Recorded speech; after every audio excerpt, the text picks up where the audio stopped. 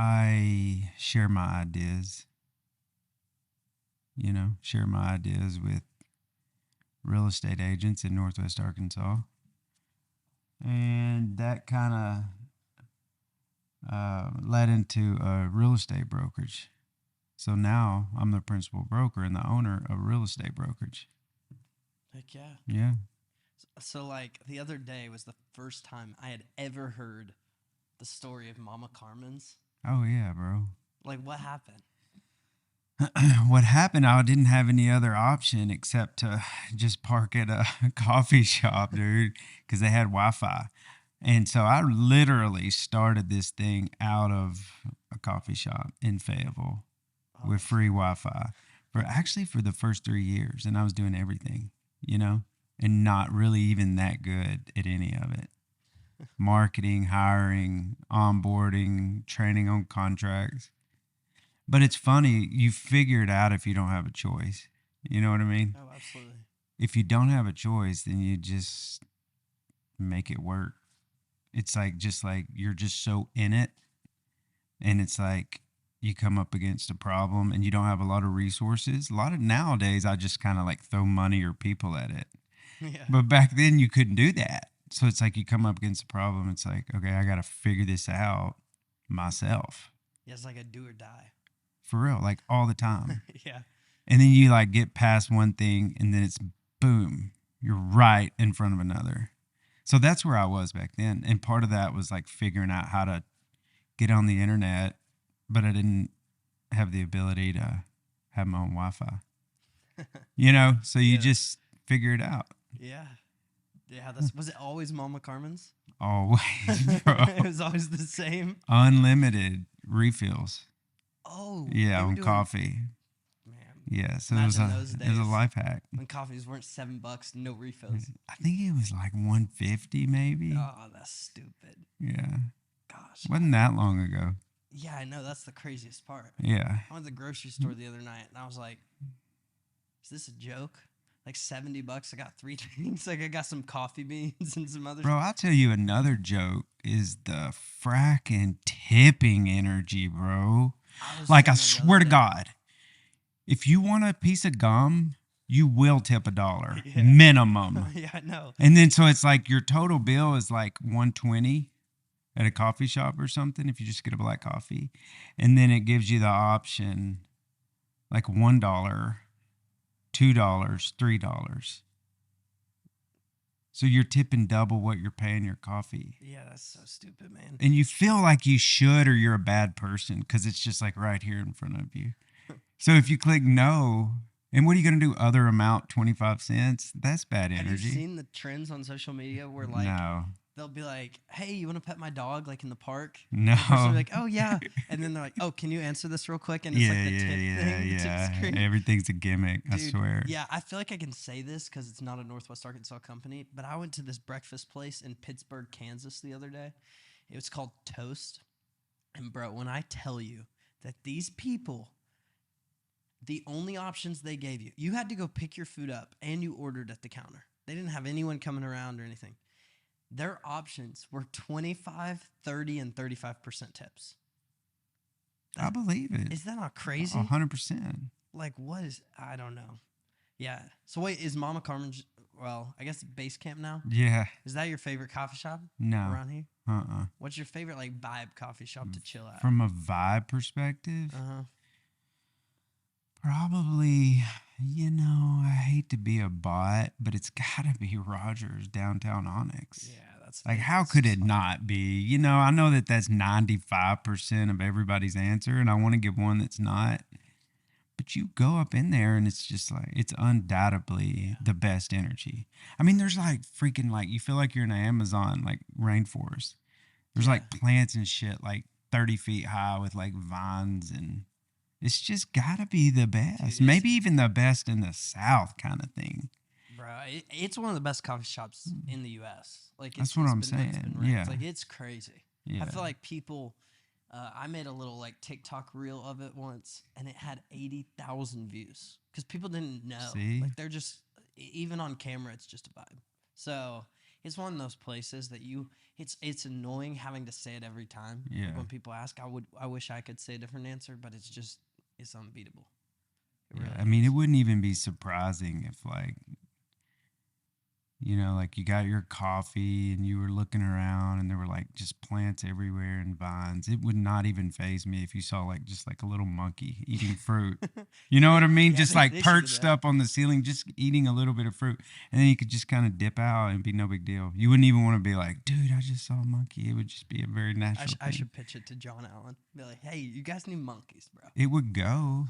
It You would be know, crazy. it would fit. It'd be the most popular coffee shop in the world Yeah. if they just had And they could monkeys in there. live, bro, because it's a rainforest up in there. Yeah, it's You know what I crazy. mean? They could like flourish. Have you seen Chimp Empire? Uh-uh. Dude, it is the sickest shit ever. You'll get a look at humanity. Seriously, please watch it. What is it? Is it a show? Yeah, it's about these chimps, and they live in groups in the rainforest in Africa. But it talks about like their social hierarchy and how people reign as leaders and which ones get kicked off and those that challenge leaders, and then different groups have an awareness of where other groups are and are always jockeying for like more land and position in the rainforest. Dude, it's just like humanity. Yeah, that's crazy. It's crazy. Yeah, Some of the that's- parallels will blow your mind.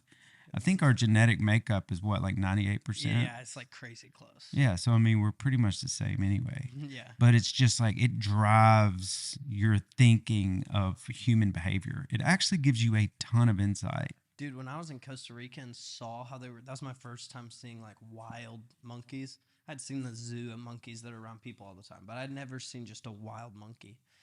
They were crazy. Like the way they move, even you can tell it's like so intelligent. Like the way that this monkey was like shredding.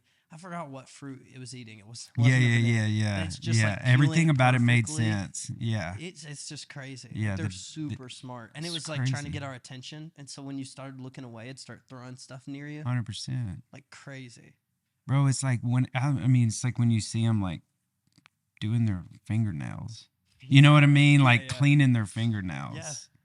And then like they'll roll up to their buddy and be like picking bugs off their back and shit. It's like, Yeah. That's and then the crazy. buddy's like, obviously, like, he's like, thanks. You know, Oh yeah. that's some high order thinking. It's like, hey man, let me get that off of your back, dude. You got a bug on it and it looks good. So I'm gonna like help you and eat it.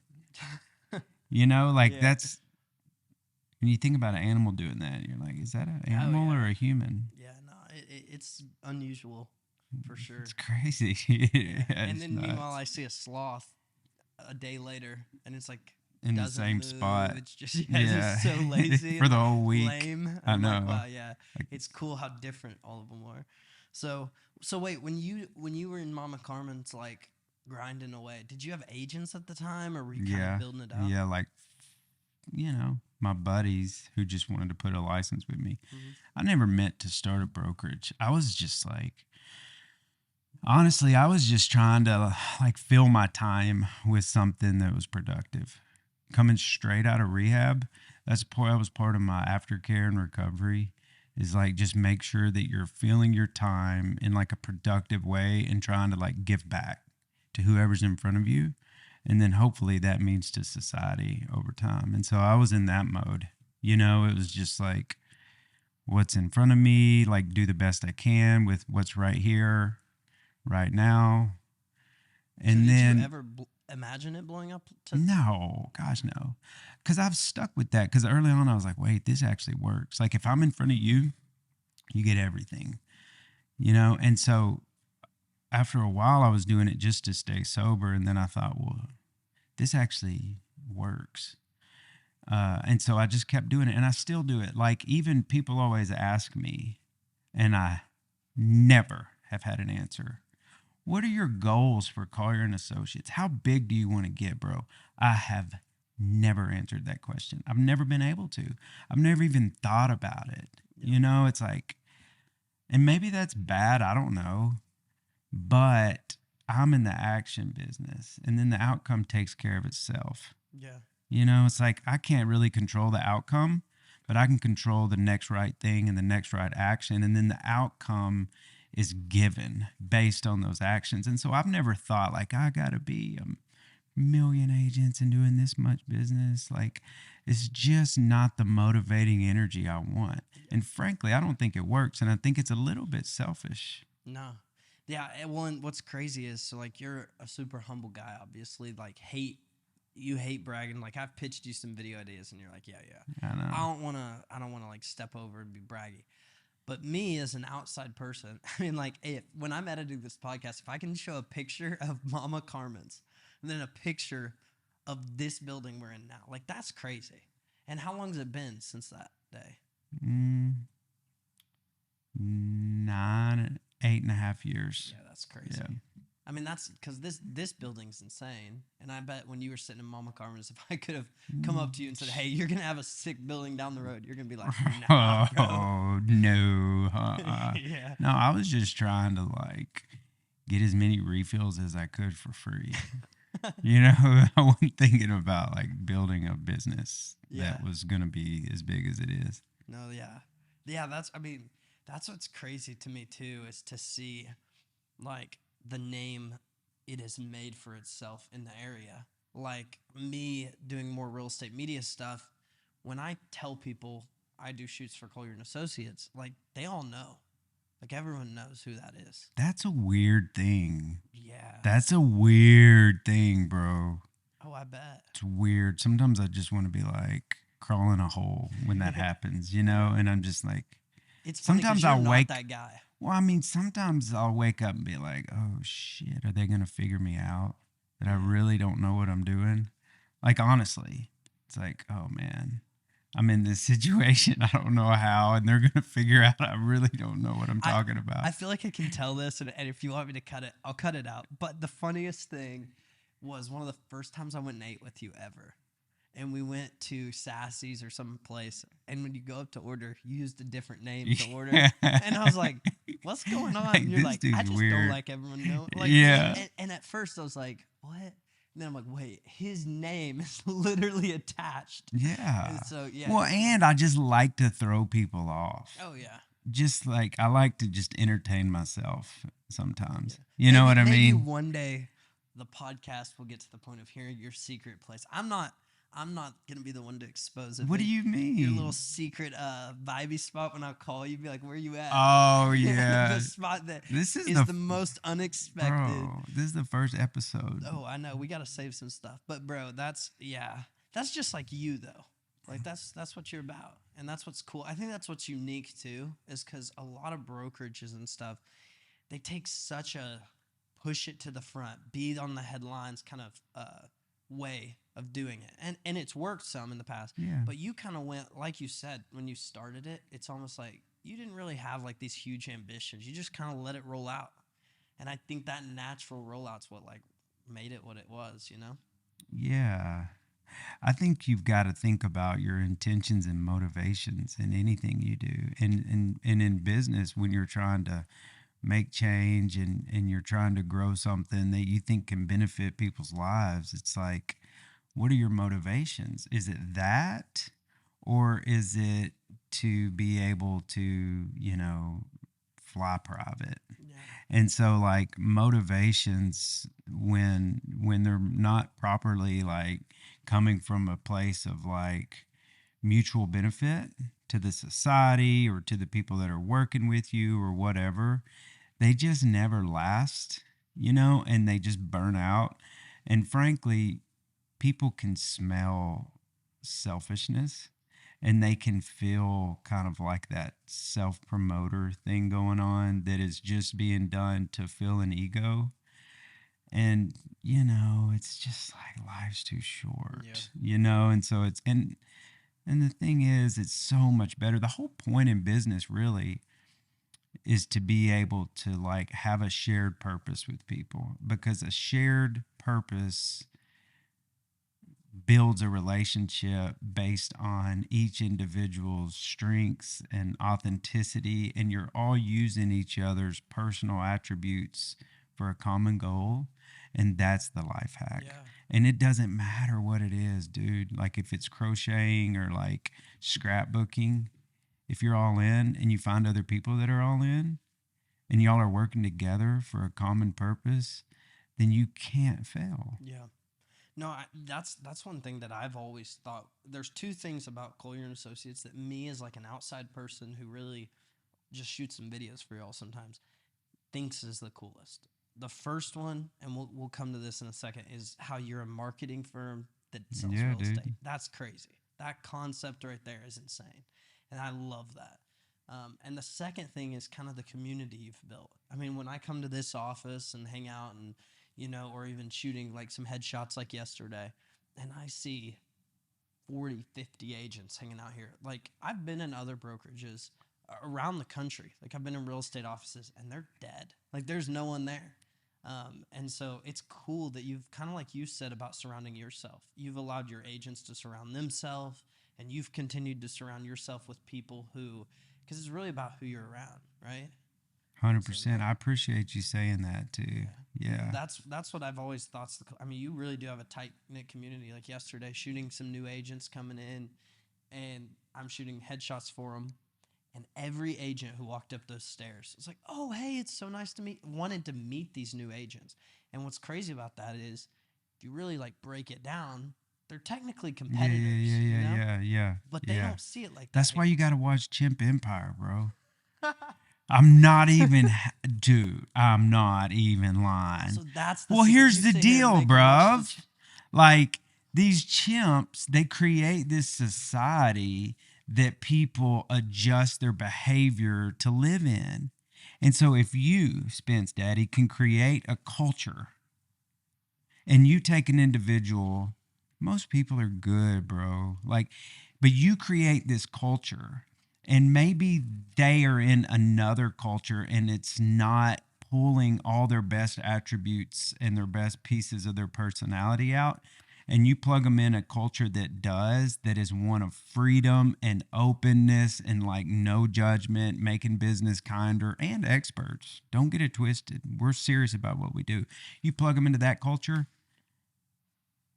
and they become indicative and a reflection of the greater culture, just like the chimps. Yeah.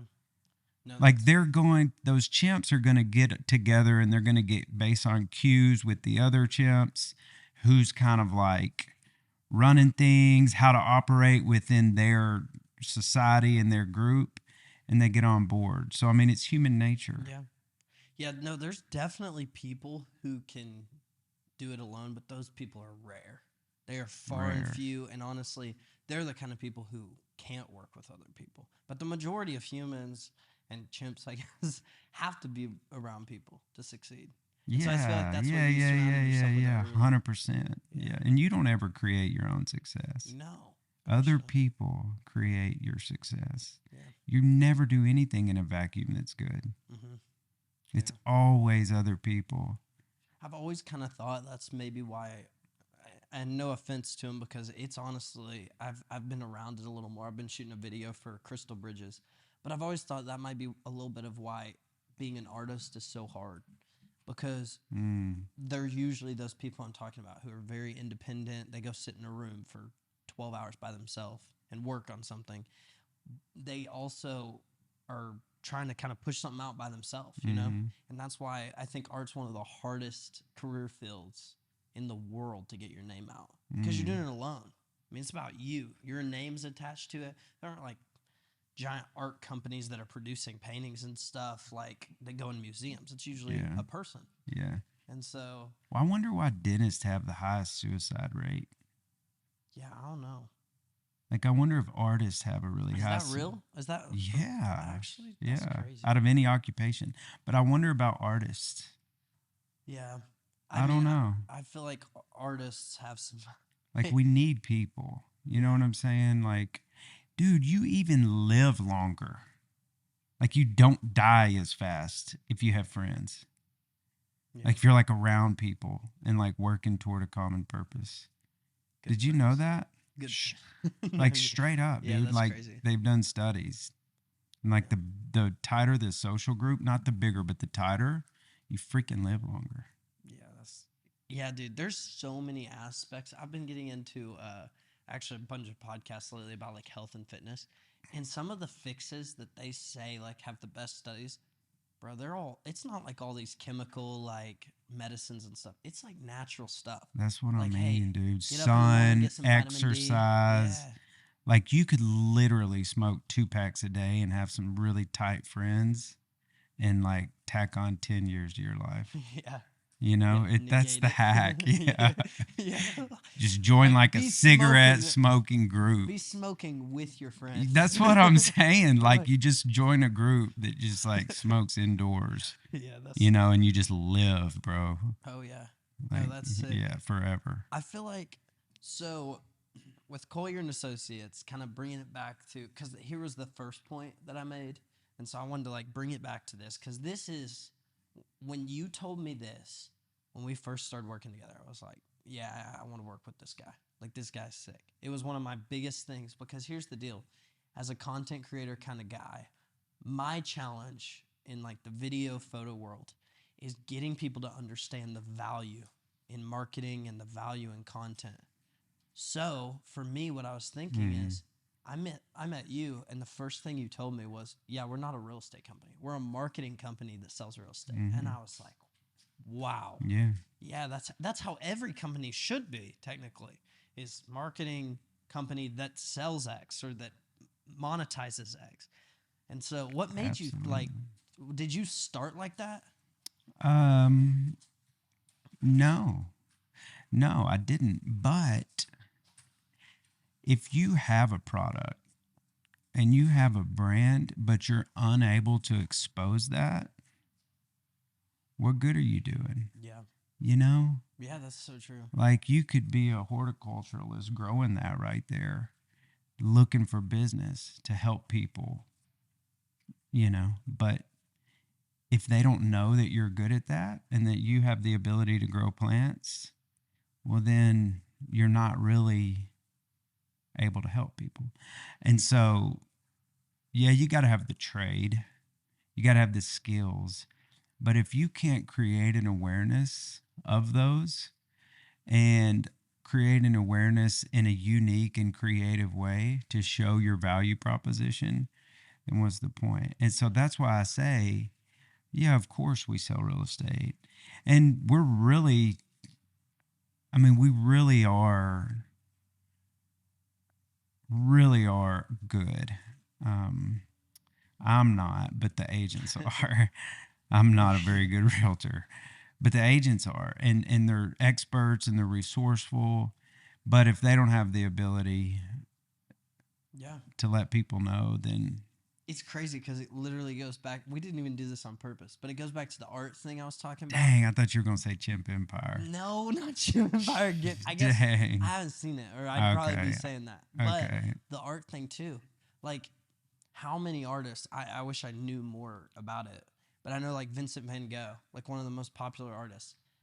I know that he didn't get popular till he had died, Yeah, yeah. and so it kind of is like that. Like how many really incredible artists or chimps have gone unrecognized because they couldn't get it out there, you know, because it's the marketing side. They're really good at art. And that's where you said you're not a great realtor, but I would argue that doesn't really matter. Yeah, maybe.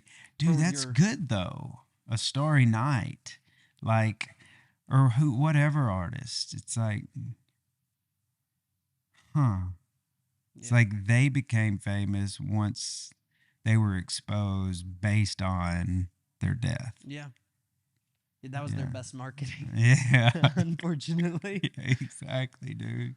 But I mean, if you're super like into your kids being rich, then that would make sense to just like die so you could get noticed and like sell a bunch of art and your kids would get rich. yeah, But other than that, it doesn't seem like it would really be worth it. seems like a high risk. High You know reward. what I'm saying? Yeah, just I wouldn't really. Because the be off able. chance that didn't work. Oh, that'd yeah. be tough. Boy, it sure would. Because it's very possible, like, nobody would care even after you died. Like, if I drew something anyway. Yeah. Yeah, no, I mean the art side of things. But yeah, that's what I mean is it's crazy because it's like you were saying, like if you can't show people, like I was saying this yesterday. I had thought of kind of a fix to a problem. But then the next problem is how do I show people I have a fix to a problem? Mhm. And that's business. Like mean, what you called me about. Yeah, exactly. Yeah, that's good. That's where it always starts. Always, dude. Like most of the best things happen to you and it's an issue for you. And so then it's like, how can I make this a non issue for me? And if it's an issue for me and I can fix it, then you might as well go ahead and assume that it's an issue for other people. And if you can fix it for them, then that's your business. And so, like, that's what you did with Collier and Associates. You found basically, because you might not be great at real estate, but when I meant it doesn't matter, it's because you understand, though, what realtors go through, what their pain points are. And you try to make it as easy as possible, 100%. right? Yeah. And that's, There's a lot of inefficiencies that we recognized. mhm. And there's a lot of things that we recognized and we still are recognizing. But I think there were a few key things early on that we thought, hey, you know what? We could do this better. We could do this differently. And other people felt the same way. And so we were providing that for people and they were taking advantage of it. Yeah. And it's attraction versus promotion. We don't like recruit or promote. It's like people are drawn to it or they're not. And when they're attracted to it, they automatically align. So the day they hit your culture, they add to it Mm-hmm. because you're sharing a lot of the same interests and values if you create an attraction versus a promotion model. Yeah. No, there's definitely something about naturally getting people to come in. And like Onyx, like when I started helping out with some video stuff for Onyx, it was kind of like I had to ask them, like, hey, you cool if I like come hang out and like shoot some stuff? I loved it so much more because they didn't ask me necessarily, Yeah. Like I wanted to be there. I liked the culture. I was like attracted to it instead of, like you said, like it's something about when you kind of pull people in versus letting them come in. Yeah. So Yeah. that's super cool though. I'm not into trying to make somebody do something they don't want to do, Hmm. Yeah. you know? Have you noticed that like with fixing one problem, like a pain point in real estate, is there like two more that appear? Dude, it's just shifting. It's always changing. Like you have to think 6 months ahead and you have to think 5 years ahead all the time Yeah. or you get behind. Somebody does. Everybody doesn't, but somebody in the organization has to. Yeah. Because we got a lot of different, especially with some of the new AI stuff coming out, Yeah. that has a lot of different implications. And wherever there's change, there's opportunity. So we want to be able to leverage that change and turn it into opportunity and be the first to do it. Yeah. And so I love change. I want change.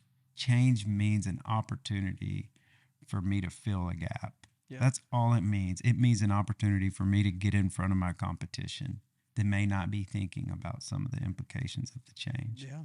Well, that's what's crazy to me too. Is like, even you said AI, but even further back than that, like social media. Like I'd say that just now, basically every agent's getting into social media. It's kind of a late trend for them. A lot of them was like kind of hesitant. Some of them jumped on it early on, and Yeah. those tended to be successful. Yeah. But the agents who are like now every agent's on social media, and there's things that come with that. For example, I'll get on Instagram and I'll see one agent who's talking about how interest rates are insane. Do not buy or sell right now. Hold off. They're going to come down. See Mhm. another agent who's like, if you're going to sell and buy a new house, you need to right now because they're about to go up. And so there's all this. I mean, you're as a client, like me personally, looking to buy a house soon, like it's confusing, bro. Yeah. Because I'm getting 3 different answers. Yeah. And so I'm like, That's why it's so key, man. You gotta pick the right expert. You gotta pick the right person yeah, in anything, no. but in real estate, probably even more so because the purchase is so expensive or the Oh, sale. Yeah, no, I know. It can be the difference. I don't think people realize either because I know a lot of people, it's popular to do for sell by owner, like just buy by yourself. But what I don't think people realize is how much money you're leaving on the table. Hmm. It's kind of like one of those trade offs where, like, yeah, you can totally record the commercial yourself on your phone, Hmm. but you can also hire a Yeah, professional. yeah, to yeah, record it. yeah. And I think a lot of it is what's going on in the market too. But anytime you can expose your property to a greater number of people, increases competition. And where there's increased competition, there's increased demand. And when there's increased demand, then the yield is a higher price. Yeah. Economics, real simple. And so, just from a very basic level, a real estate professional can expose that property. I mean, even for us, we have protocols within our company with 220 plus agents that, we have a digital office that we can put properties into. And so even before it hits the market, day one, you're exposing that property to a large number of people that have a large number of buyers. And so the name of the game on a very basic level is to increase exposure, increase competition, increase demand, which increases price. Yeah.